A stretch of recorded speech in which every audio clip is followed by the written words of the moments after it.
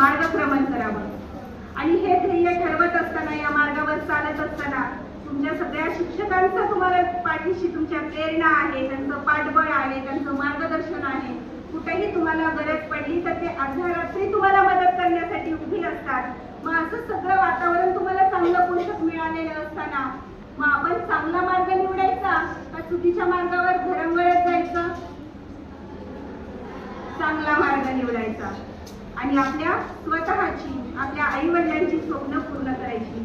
परिस्थिती कशीही असू द्या, त्या परिस्थितीवर मात करून आपल्याला पुढे जाता आलं पाहिजे. आणि आपल्या जीवनाचं ध्येय साध्य करताना वेळ, वेग आणि अंतर याचं गणित प्रत्येकाला सोडवता आलं पाहिजे. डॉक्टर जर व्हायचं असेल, आजपासून तुम्ही कितवीला आहेत? 7वी 8वीला आहात. किती वर्ष लागणार आहेत? हे झालं तुमचं वेळ.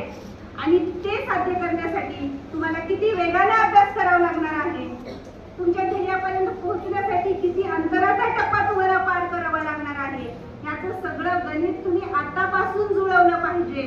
आणि तेव्हा मग तुमचं ध्येय तुम्ही साध्य करू शकाल. तेव्हा तुम्ही डॉक्टर होऊ शकाल किंवा जे काही तुम्हाला व्हायचं असेल ते होऊ शकाल.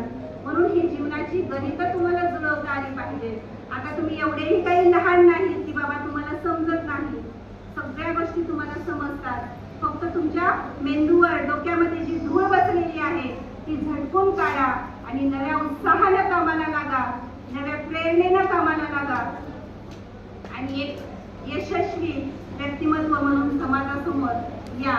एवढ्याच या ठिकाणी तुम्हाला मी तुमच्या पुढील शैक्षणिक भविष्यासाठी शुभेच्छा या ठिकाणी व्यक्त करते. आणि जाता जाता 1-2 ओळी तुमच्यासाठी सांगते की परिस्थिती कशीही असू द्या, त्या परिस्थितीवर मात करून आपण पुढे गेलं पाहिजे. त्या परिस्थितीनं हतबल होऊन रडत बसता कामा नये, तर त्याच्यावर मात करून आपण पुढे गेलं पाहिजे. आणि या शेवटच्या ओळी तुमच्या सगळ्यांसाठी. अण्णा 80,000